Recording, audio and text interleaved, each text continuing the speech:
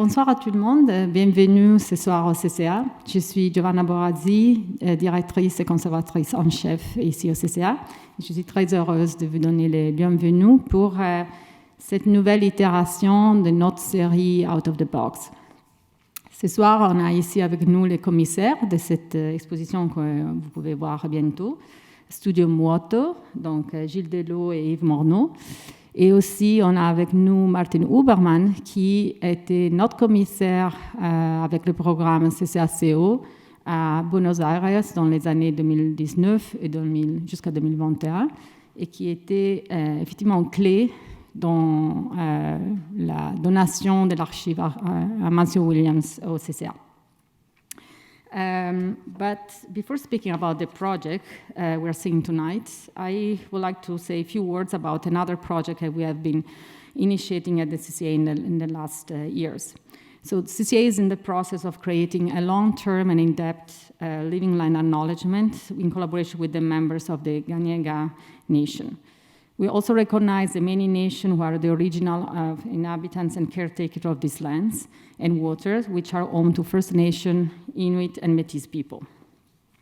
The first phase of this process was launched in February 2022 with a biennial fellowship for indigenous researchers working on land restitution. And Angie Loft is the inaugural research fellow, and you can see her work spread out in the CCA. And her installation is called the Visibly Iraqian. So, as I said, we are here tonight for the kind of new iteration of the exhibition out of the box. And this is a format that we created some years ago to really give visibility and at the same time onto an archive, but also activate the archive as soon as it comes at the CCA with the intention to expose it to multiple views. And the idea is to invite contemporary practices to really work on past ideas and really trying to understand, the connection between contemporary question and focus and how the past ideas can actually feed the contemporary ones. So we have done this with the archive of Ábalos Herreros in 2015, where we invited Office Kirsten Geyers and David Van Severen, Juan Jose Castellón, and Sohil. We did it in 2019 with Gordon Matta Clark, curated by Jan Chatenier, Lapelle, and Kitty Scott. And now, this time on Amancio Williams is Studio Muoto tonight, will be Claudia Schmidt, will focus on the Amancio correspondence, and this will open in October, and Peso von Elriksson, that will be next year in February, and they're really looking at one of the best known projects by Amancio, that is the Casa sobre el Arroyo. I just want to share a few things about actually how the CCA arrived to receive the donation of the archive of Amancio Williams. So, all started in 2016. Actually, Martin Huberman, and we will hear from him, invited the CCA to show one of our exhibitions in Buenos Aires in his gallery. And that was the first moment of the encounter with the archive of Amancio Williams. Martin has been working with his gallery and curatorial project to give visibility to the work of Amancio Williams, really creating a website that is still up, that is called the Archivo Amancio Williams, that is really giving visibility to a lot of the archival piece in the work. And the archive was in the hands of the son of Amancio Williams, Claudio, who has been an architect, and has been really great in preserving the archive and giving access to the archive to many scholars that have been working on Amancio work from the moment he established this archive with the family. So we just started there to discuss this donation with the CCA, and it makes a lot of sense for CCA to connect to this. There are things in the current archive of CCA that already had connection with the work of Amancio.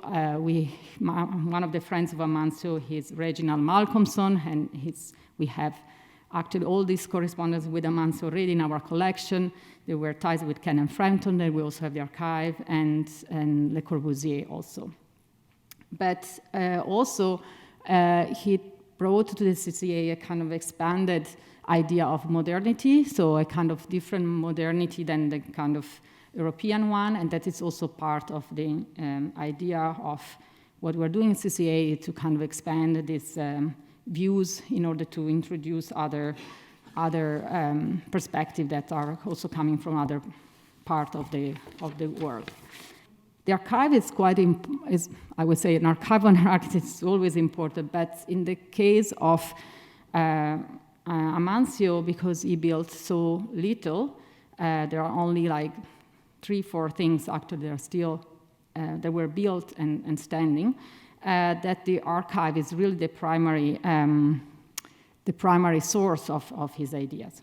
So the family decided to trust that the CCA was the right place because of the desire of Amancio always to be really connected with a kind of international scene, so that the CCA was the right place to leave the archive and the legacy of Amancio. And we did, in the moment that the archive left Buenos Aires, we did a program that Martin organized. It was called Querido Amancio, Dear Amancio, and was a very, I would say, a kind of content and emotional moment where a lot of people share their relationship, why they thought Amancio was important in their career, and also a lot of kind of personal moments. And you can still find those, and this was all done in the form of a letter. Everybody will write a letter actually to Amancio. You can still find those letters in our website, and also in they're both written and also the kind of vocal. They were also, read out loud. So as I said, Martin was really one of the person who organized this event, but I will have to say all this story will not have started if Martin will not be the person who introduced us to the archive and the family in Buenos Aires. So we will hear from him how Amancio has been a kind of crucial figure in Argentina and in development of a kind of also new generation of architectural practice. He founded his own practice, a Studio Normal, in 2008, and then a kind of curatorial practice in 2012 in this gallery that was called Mon Ambiente. And as I said, it was our CCA CO program, brain and voice in Argentina from 2019 and 2029. And he teach, research, he's a curator, and so he's the kind of interdisciplinary figure that has been very interesting for us to connect with. We also will hear by Studio Muoto, Gilles Delalex and Yves Moreau, who are actually the curator of the show that we will see tonight. And they founded their office in 2003 in Paris. So it's already 20 years. They are very young, but it's already a 20 years practice. I think what we really make the connection between their work and the work of Amancio is somehow this question of relaying kind of human activity with also simple and frankness and at that time infrastructural solution somehow. So we thought there was something in their work that could have been connected to Amancio, and that they might be interested to discover the work of Amancio. And I think we will hear from them, but we know that basically with the idea that the show is also called about this idea of the horizon, is that they really read Amancio in the idea that he looked at the surface of Earth as a kind of sacred territory, and he thought they can, architecture can allow a kind of physical and spiritual movement at the same time, and that there is a kind of technical rigor and also ideas that kind of show a kind of sincerity that Amancio had thinking in these ideas. So it's a particular take, and that's part of the out-of-the-box idea that each curator really focus on an aspect and is a way of discovering the personality and the work of an architect and an archive. You can ask questions at the end, English, in French, in Spanish. And yeah, I will say let's discover the work and the figure of Amancio. But before, Martin, if you want to come. As you may know, Argentina has a culture of idols, sprouted singular figures that are confined beyond the ordinary. In the realm of architecture, Amancio Williams is one of them. From the early beginning on the architectural career at the Universidad de Buenos Aires, the largest and most prestigious architecture school in the city, students are confronted with the imagery of Amancio Williams' prophetical projects, as a permanent exhibition of his works hangs in one of the 4 large stairs of the building. From there, Amancio stalks every underslept architecture student that has to tolerate the weight of his glance while learning the discipline by hovering models, plans, and other architectural paraphernalia along the steps. For some of us, it was an instant crush. Thus, I might say that for most, attraction came linked to the fact that Amancio's architectural intake has lived almost exclusively in the project realm, a comfortable zone he constructed beyond the singularity of a series of very good projects that he managed to build. From there, Amancio has confronted the discipline's traditional discourse while creating a name for himself as a local practitioner of an international discussion that was held elsewhere. On a superficial level, we could argument that Amancio performed such tasks as by producing a myriad of elusive, dreamy, and hypothetical arguments designed as projects for buildings. A dreamlike scenario for a practice that did not have to comply with the rules of reality, it had the power to enhance local culture by confronting it to the global trends, to invigorate the public scene by opening up the discussion on ways on we should live, and even empower the political construction of our built environment through endless auto-inflicted proposals on what should be done, but sadly never would. What's magical about Amancio is that he managed to do all that by playing within the traditional margins of a discipline which primal value is within the domain of drawings. Along the years, his studio has mastered the production of exceptional drawings of detailed ideas interpreted as communication tools to advertise the great value of architecture and its ability to moderate our daily life as an ordinary insert to his utopian vision. In his work, drawings repeat as mantras, simple evolutions of projects he pushed over the years, slightly modified, slightly changed, but with a common sense of purpose, expanding the limits of what might be possible. And that's how he pursued his practice as a typological, evolutive, and innovative process of means for addressing a contextual variation of simple ideas. Liminal vaults that would cover houses, hospitals, and pavilions alike, theaters that would fit in parks, rivers, and urban grids alike, all rendered through a mind-blowing series of collages that at some point were designed more as pieces of art that would fit better on a museum wall somewhere than within a technical office of a government agency waiting for a green light. Hence, the radical irrelevance of his archive, which today opens up again to a hopefully new and expanded international audience. 10 years ago, when I was first introduced to the archive by Claudio Williams, one of Amancio's sons, who was also the principal custodian of his legacy, I discovered that the Amancio I knew fell a little short on his true capacities, not to call them obsessions, obviously. Confronting an archive built upon more than 10,000 different pieces led into an introspective exploration of my own anxiety towards the disciplinary exploits of the idea of production. Yet, it led to a comprehensive study of the fragilities of the construction of our own history, the probabilities of its disappearing in front of us, and most of all, the opportunity behind it to build an agenda on amateur archivism on a South American fashion.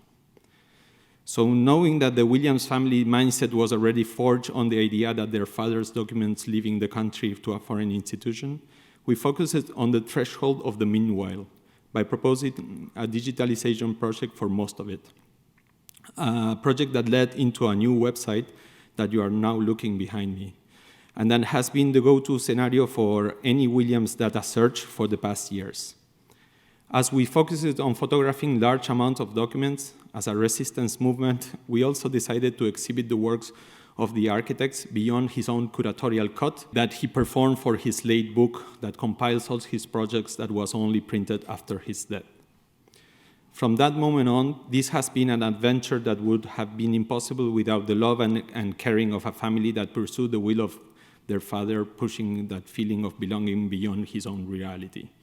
On my behalf, it was all done thanks to a team of believers that was performed during the years and to which I am very grateful to.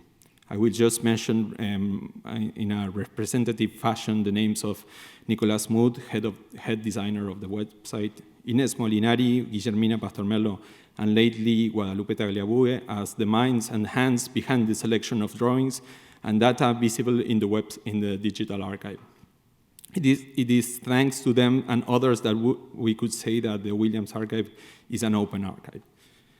Opening an archive has been a way of humanizing the idol, understanding the nuances of a work which was also made with and by others, where love and a family have played a very important role in the making of history.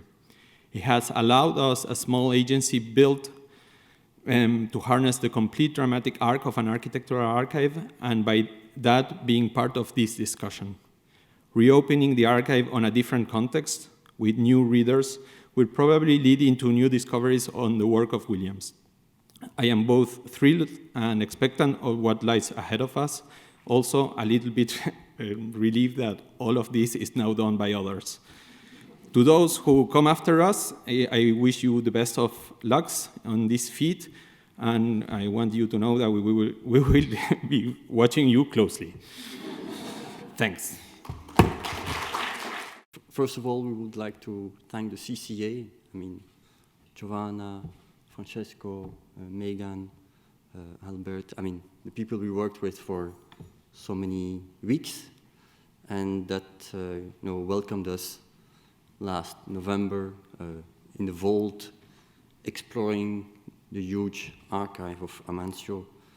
It was for us a real experience, the first time we did this exercise, and it was, we're really looking forward to kind of just discover an architect that we didn't really know before. So we came on the website of Martin, so it was really like the first encounter of Amancio, and it was like already kind of a huge, collection of drawings and documents. It was really like the first moment we started to try to know him a little bit more. And so when we looked at all the archive, and indeed you said, he built maybe four projects, but maybe the archive itself is maybe the fifth project, because we really feel like the building up of the archive itself was a real project and it's kind of a lifetime work.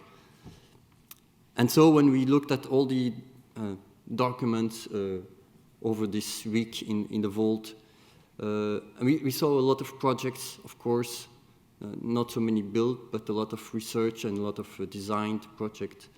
And what really, was really striking for us was this, the notion of the horizon. It's something you see in all the drawings, the relation to the ground, the relation to the sky. And Amancio, he was a pilot. He was flying his airplane and taking pictures.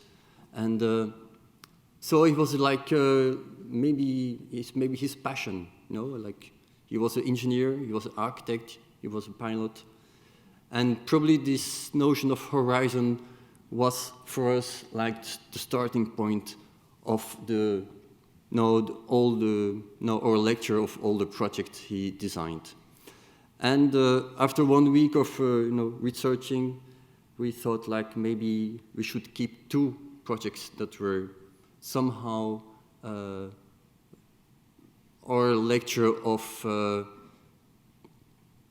quite 2 projects that were talking about architecture, but also talking about infrastructure, and they were somehow talking about belief and some kind of spiritual connection between architecture, infrastructure, and then probably his own personal beliefs as well. So we selected 2 projects that were done 30 years apart. None of them were built, but they were very much designed. The first one is the airport, built in the middle of the water, and the second one is a church, also built in the middle of the water. More or less the same spot, but done 30, 40 years apart, because the project of the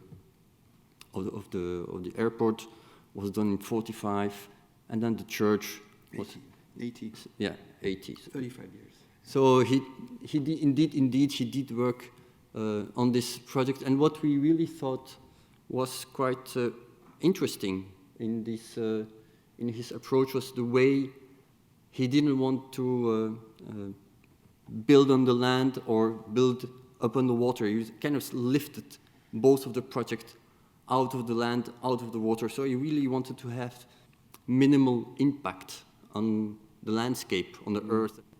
You see on the left, on the image, you see the Pampa, you see the city, you see the coastline.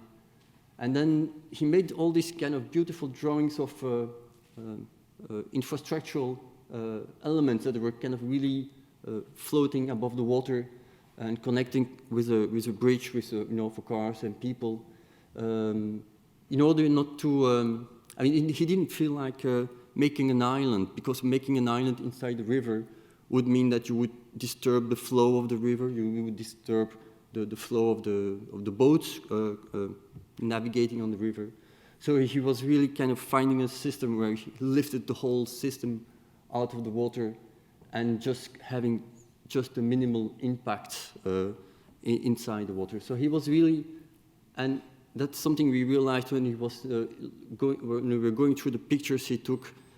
He was somehow fascinated by these kind of infrastructural landscapes. He did pictures when he was in his airplane of motorways, bridges, etc. So it was really like this relation.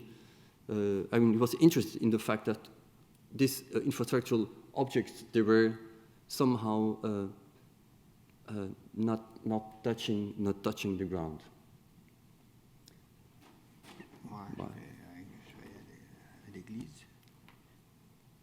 Yeah, so we thought we would include various documents. Basically, we thought, the church and the airport, this could have been the title we suggested, because they were really an odd couple, but a funny couple, and quite revealing the very specific modernity, as you said. He has his own modernity, which I think no other architect has, I think, because it's really a mix of technique. The technique for him is the way to lift humanity. He says humanity, the people, both physically, but there's the spirituality on the other side, which is also a way to lift humanity, but spiritually. So we thought these two things, the spiritual thing and these technical things coming together, make his own modernity. So we thought we would only work with these two couples. Actually, the two last projects we selected in the end.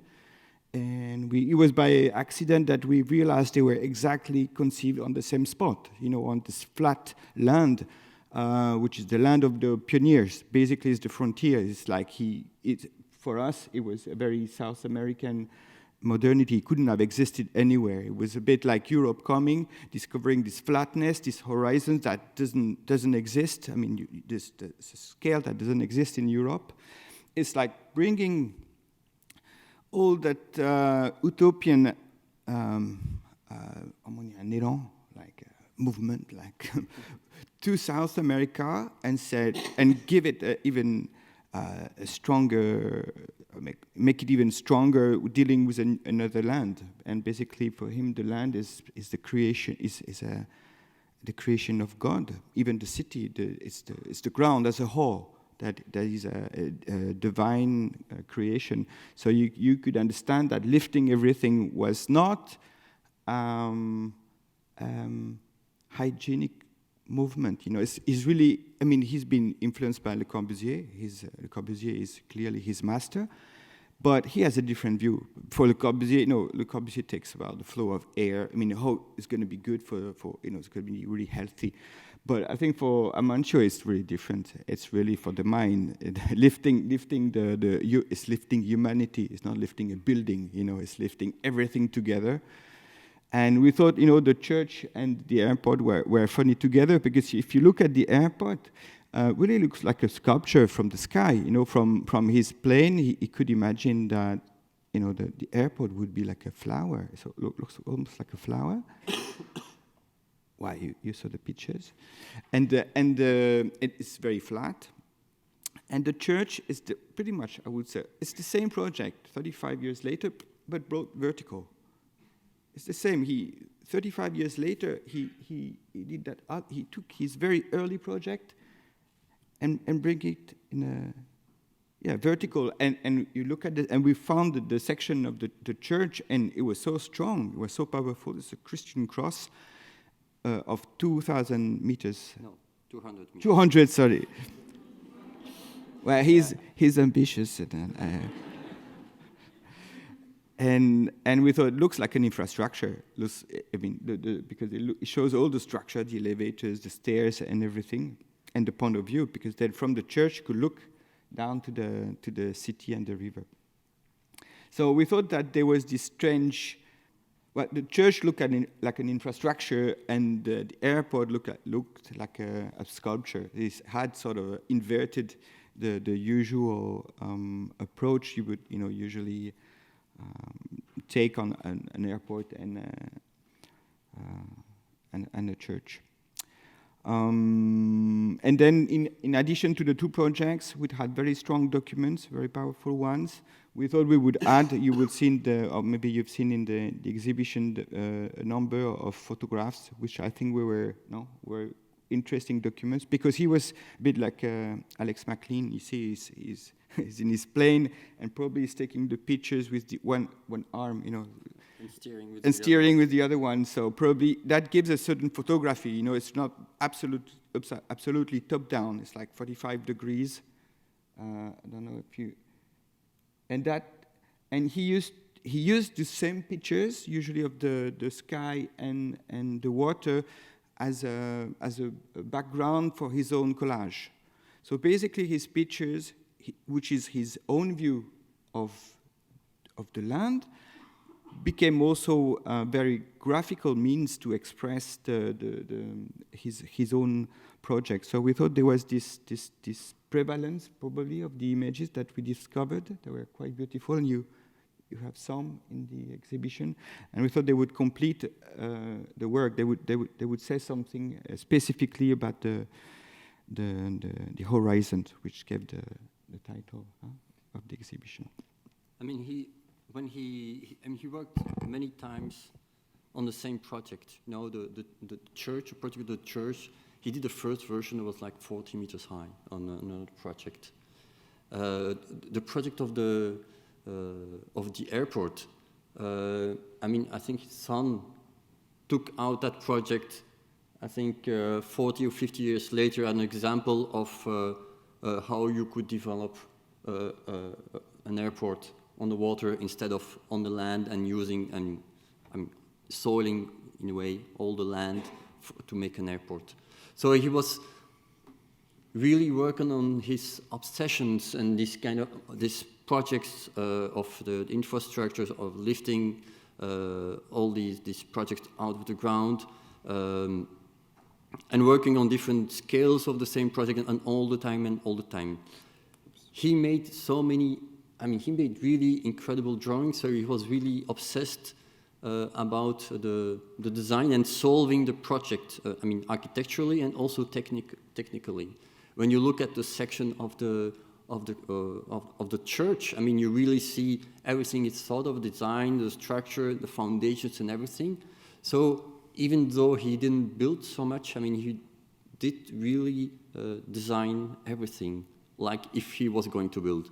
And what we somehow discovered also in all the exchanges, because he really kept all the letters, etc., he was really trying, I mean, to get his projects built and or published or shown in exhibitions, etc. So it was really like quite incredible at that moment. It's something that work that we would do today, like, oh, would you like to publish my project?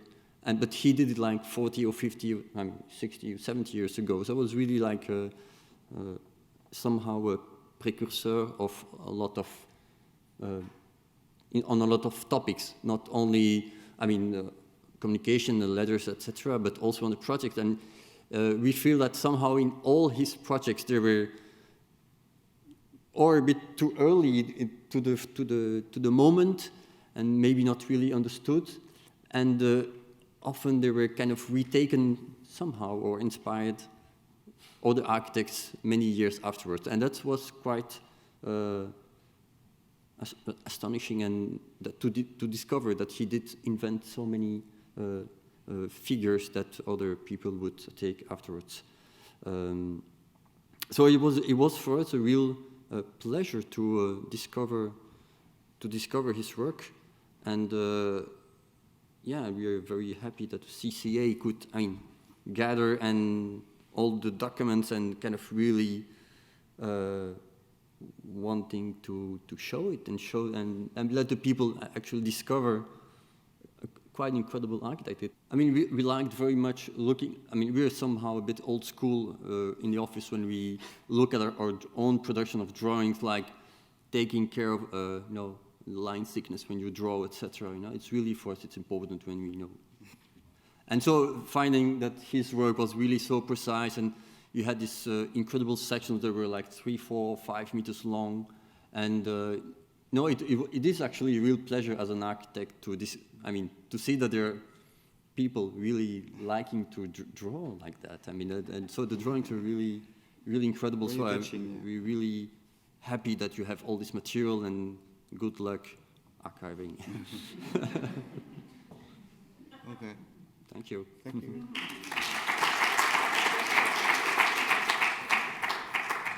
I was wondering, because you said it's quite a short time that you spend in the archive. Did you have any, you mentioned that you of course went on the website that was put up together by Martin, but did you have any preconceived idea or any hints or directions that you thought you wanted to explore when you would be here in the archive, or it was total serendipity? No, I don't think we had any preconceived idea. Well, we thought we were being called because we love infrastructures, basically. we had a few hints, because this is basically this, or in our work, we have, pardon, j'ai dit que je parlais en français.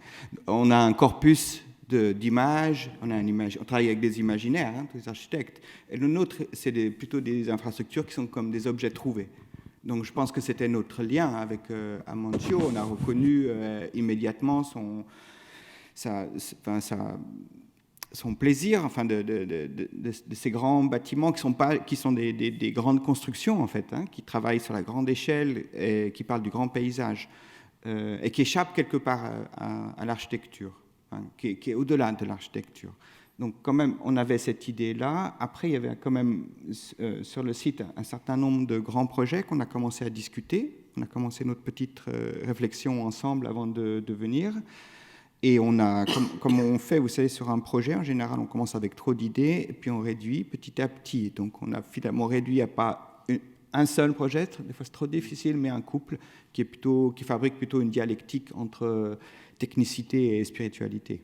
Voilà. Enfin, le processus a été de réduire un tout petit peu jusqu'à, on ne savait pas combien, mais deux. Oui, mais on a choisi en fait les deux projets le dernier jour ou le dernier après-midi.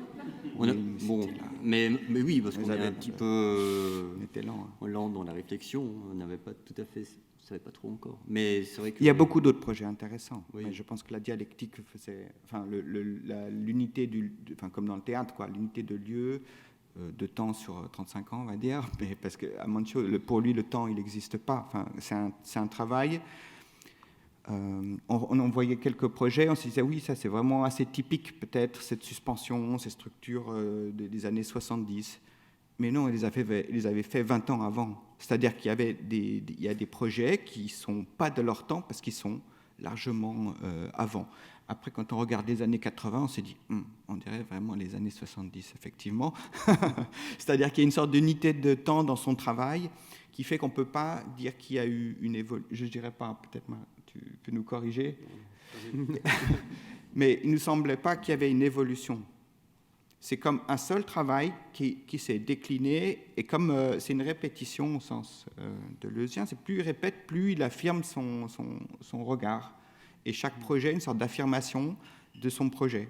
Et ce n'est pas une évolution, comme on le voit beaucoup. C'est-à-dire, étrangement, il parlait beaucoup de sa volonté d'être en phase avec l'époque, ce qui est tout à fait étrange, parce qu'il est l'architecte qui n'a jamais été en phase avec son époque.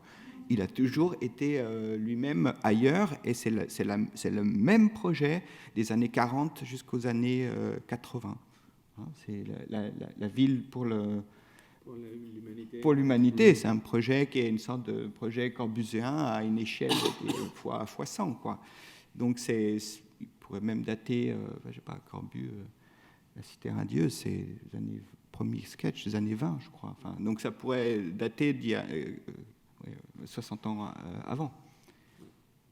Donc il y a une sorte de beauté dans cet anachronisme fondamental de modernité sans accroche avec les différentes modes, avec on peut reconnaître du brutalisme un petit peu à un certain moment, et puis des modernités des fois plus missiennes, mais en fait non, il n'y a rien qui s'accroche vraiment, quoi. C'est son travail à lui, et ces différents projets qui, oui, comme tu disais, Yves, qui sont retravaillés des années après. C'est-à-dire que pour lui, un projet, quand il l'a fait, il n'est pas rangé dans un placard, il existe en tant que tel, et c'est vrai qu'il les a fait exister par les nombreuses publications. Je pense que dans la prochaine exposition, il y aura beaucoup de ces échanges, de sa correspondance, où on voit à quel point il appelle ses confrères, notamment européens, pour lui dire « aidez-moi à faire exister ces projets, à les construire et à les publier pour qu'ils existent, même s'ils ne sont pas construits. » Donc il y a une vraie... On s'était dit... Bon, je continue parce que je suis très bavard. On s'était dit initialement que c'était un utopiste, c'était un grand utopiste, c'était un des grands... Nous, c'est un thème aussi qui nous touche pas mal. Et en fait, on s'est rendu compte qu'avec la précision qu'il mettait dans chaque projet, il n'était pas du tout utopiste, il était ambitieux, ce qui n'est pas pareil.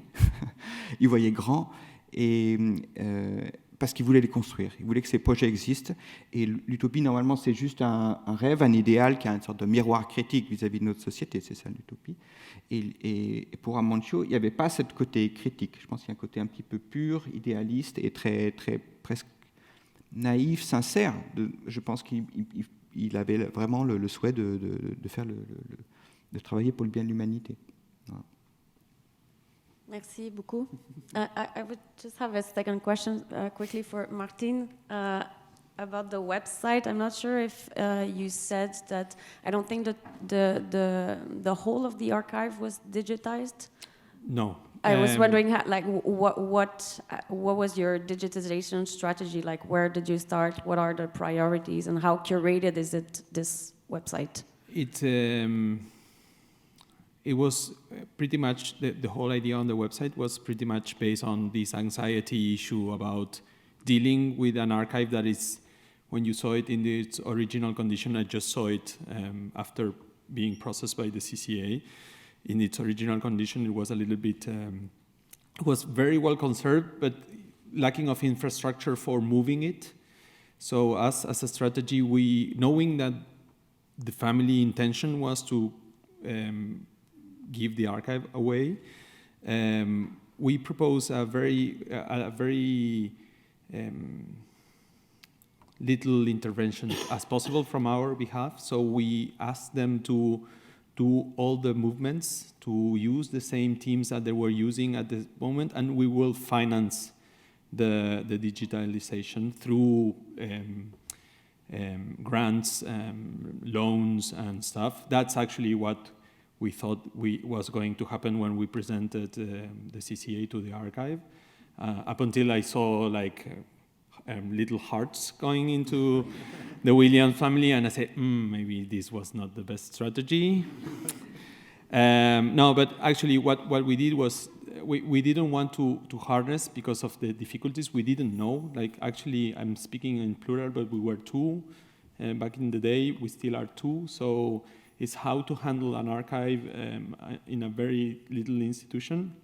So once we have the data, which was 2,000 pictures of projects at first, and we started just growing. The idea was to grow and how we could fit all the data into our research process, digital research process. So we focus a lot on the filters. So at one point you could see all hand-drawn images of Amancio through all the projects. So it would gather different. It was very difficult to program and to do.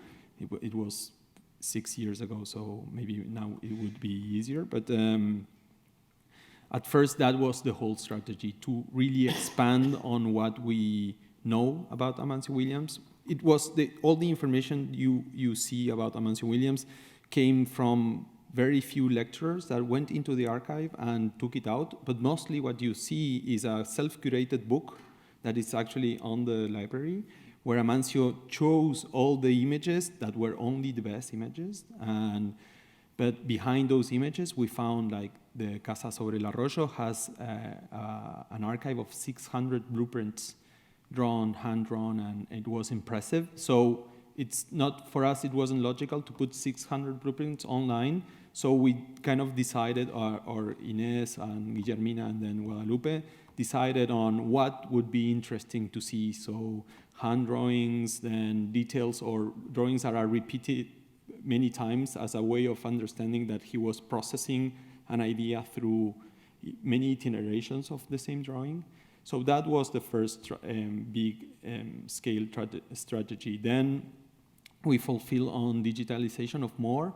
We were moving into letters. Well, when CCA and the archive met, and at one point that they decided that the archive was coming, we stopped digitalization and we started a new program, which we are actually launching next week as a final process of our implications on the process, which was with the last grant that we had with Graham Foundation, that actually was a grant that allowed me to travel around the world to present the project and find more funding.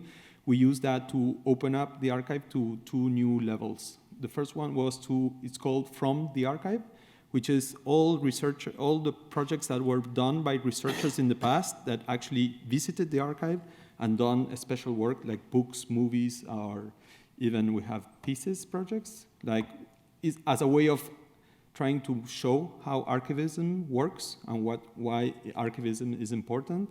And the last scenario was totally copied from the out-of-the-box projects from the CCA called Archivo Vivo, where we invited young Latin American voices to write about Amancio Williams in order to have a prequel of what's going to happen from now on, granting some voices that we thought that were important to figure out. Also to regain on this archivism, amateur archivism poetics on how you approach an archive and how you keep it live.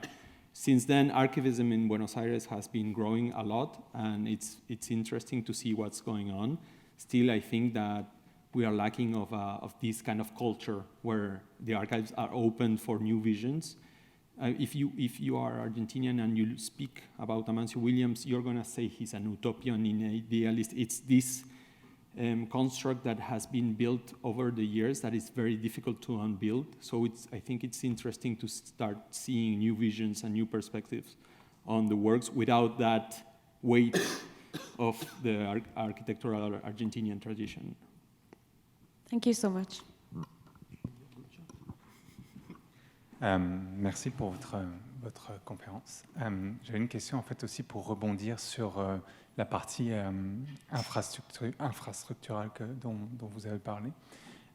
Est-ce que, surtout vous qui avez une pratique et qui n'avez pas ce rôle de curator, ouvrir des archives comme cela, et surtout sur un architecte qui a vraiment travaillé les infrastructures, est-ce que ça, d'un certain côté, ça pourrait informer votre pratique, vos futurs projets, ou est-ce quel a été le sentiment, puisque vous nous montrez une partie de ce travail, mais est-ce que vous avez eu accès à la totalité? Est-ce que cela, d'une certaine manière, pourrait ou influencer votre pratique? Vraiment, sincèrement, on ne sait pas encore. Moi, je ne pense pas encore. Pour nous, c'était moi, je verrais plutôt ce travail comme un travail de recherche. Parce qu'on a souvent mené, il y a recherche et projet parallèlement, les deux s'informent un petit peu, mais les liens ne sont pas toujours évidents. Ils se dessinent des fois très longtemps après. Nous, on a mis 20 ans pour... il y a quelques années qu'on a ressorti un petit peu nos travaux de recherche et on les a mis en rapport avec les premières conférences en 2017, donc c'est 5-6 ans. Donc on a mis peut-être 15 ans pour reconnecter un petit peu des thèmes qu'on avait étudiés à des années de différence. Donc à mon avis, le regard d'Amancio Williams, je ne sais pas, il va revenir quelque part, mais ça rentre dans nos archives à nous, dans nos archives personnelles, dans un corpus d'imaginaire, et puis on verra quand ça sortira quelque part, certainement. Je pense que c'est peut-être par des dessins, il y a des figures, il y a des dessins qui sont très beaux, ceux qu'on a sélectionnés, on espère qu'ils seront appréciés, parce que c'est des dessins qui nous ont paru très proches du sublime, il y a quelque chose de magnifique, qui sont vraiment faits pour exposer.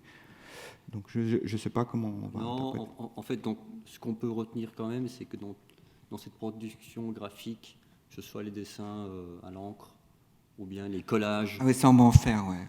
Ou bien les photomontages, les dessins pastels, les couleurs, les coloriages, etc. Ouais. En fait, ce qu'on se rend compte, c'est que dans toute cette production, chaque document a une puissance graphique qui est extraordinaire. Ouais. Et peut-être, c'est peut-être que ce qu'on peut au jour d'aujourd'hui en retenir, c'est que le dessin nous aide vraiment à trouver une espèce de puissance dans l'architecture, dans le projet, qu'on essaye peut-être aussi de retrouver dans notre propre recherche et propre production architecturale. C'est-à-dire que chaque dessin, à un moment donné, quand on le regarde, il y a une puissance qui s'en dégage. Et c'est pas juste dessin pour faire du dessin. C'est-à-dire que le dessin, il doit dire quelque chose et avoir une certaine puissance, une certaine beauté. Alors ça peut être une beauté technique, ou une beauté plastique, ou une beauté de fabrication, de ce collage, etc.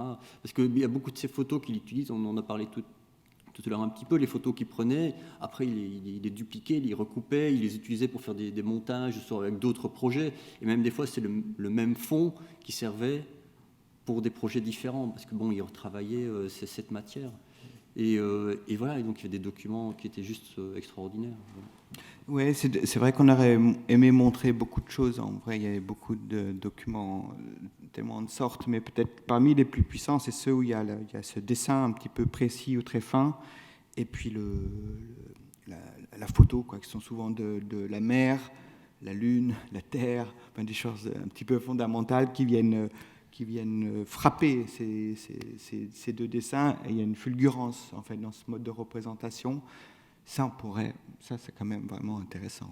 Ça nous changerait un petit peu de beaucoup de choses qu'on voit en ce moment qui sont là. Voilà. Je trouve que c'est tout à fait intéressant d'avoir une archive où le dessin est vraiment dont nous avons toute une série de choses sur le numérique. Oui. Et c'est formidable parce que ça nous donne une autre vision. Mais je suis ravi de voir cette emphase qui nous porte notre sujet, et notre idée de comment on peut regarder, penser. Alors je vous remercie beaucoup pour votre présentation. Merci. Merci à vous. Hein. Merci pour en tout cas l'accès à ces documents, quoi, qui était une expérience même tactile, hein, de toucher. On touche des dessins, bon, avec des gants, hein, mais c'était assez, c'était touchant, voilà, on va dire, c'était touchant. I wanted to ask if you had a chance to see any trace beyond Amancio's projects, if he had any perception or any thoughts regarding the urban waterfront, if what he imagined, what the connection would be between the city and his projects, how one would get from one to the other. Maybe you know better, no? He made projects, Yes. you know them. He really made urban planning, regional planning projects. So Yeah, but we didn't study. etc. Yeah. I remember some of the projects. With painting, you know, Yeah. incredible. So there's an obvious perception of the river as a particular condition of the city. Mainly he's from Buenos Aires, so maybe this is, sorry, I will try to look for the image of the river.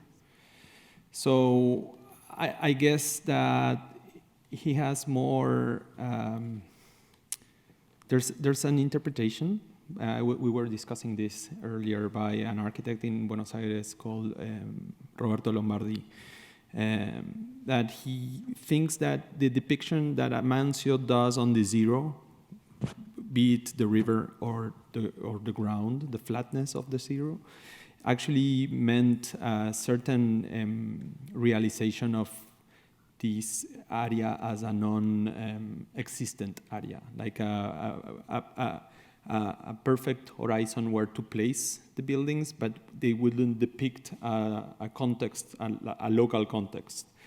Obviously, if you know the Rio La Plata, it's a very particular scenario. When yesterday I was looking around the rivers around Montreal, the movement of the river is almost inexistent in the Rio La Plata. So if you look one way or the other, you would see that his approach to the zero is kind of similar. I was looking at one of the images that I did not know of the airport, where he actually creates a very comprehensive distinction in between what's the city through a grid, what's the coastline as a open border, as a territory that has nothing in it, and then the river. I would say that has been a very classical and contemporary view of that particular scenario that we are working on with the CCA right now on a maybe new book. But actually, what happens is that those grounds in front of the city, in Buenos Aires particularly, has been always these battlegrounds where things could happen. So the airport that Amancio did not build in the river is actually built on that area. So the airport of Buenos Aires is built on land that was gained to the river. So at one point, I think that it's very early for him to have a construction on that contraption, but at the same time, these drawings, the classical way of approaching the river and through a project was by throwing debris at the river and building land on top of the river. So this approach actually means something different, like as they say, trying not to touch. That scenario actually meant a different approach. As they said, this project is a very early project in the 90s, on the highest moment of neoliberalism as a political movement in Argentina, and specifically in Buenos Aires.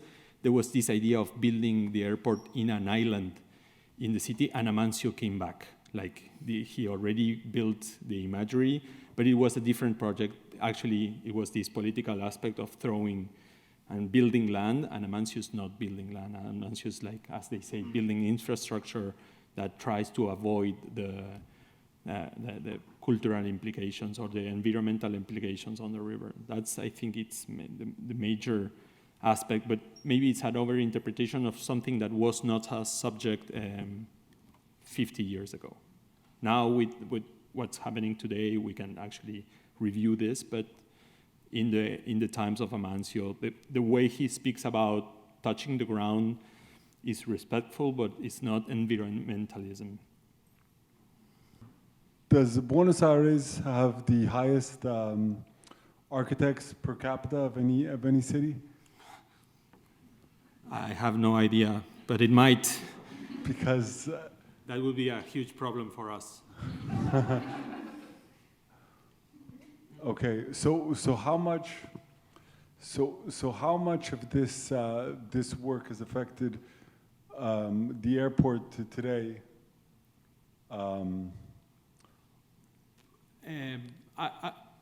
I think it is. I think it didn't actually affected anything. If you would see the logics on how the airport was built is actually by building a piece of land here, and the airport was taking land from the. So I wouldn't say that this approach, anything that Amancio is proposing on this project has been taken into consideration. Actually, the multiple runways he's designing on this project are studied upon the different wind conditions of the coast of Buenos Aires, and the actual airport has only one runway. So if it's windy, the airplanes have to go one way, or if it's windy, they go the other way. And if it's very windy or the fog from the river comes into the airport, they have to be taken elsewhere. So I wouldn't say that as a poor condition of the political or cultural aspects of architecture in Buenos Aires, that Amancio did not inspire much. Also, that's why I think his archive was a little bit overview, and some of the projects he actually built are a little bit abandoned for the past years. So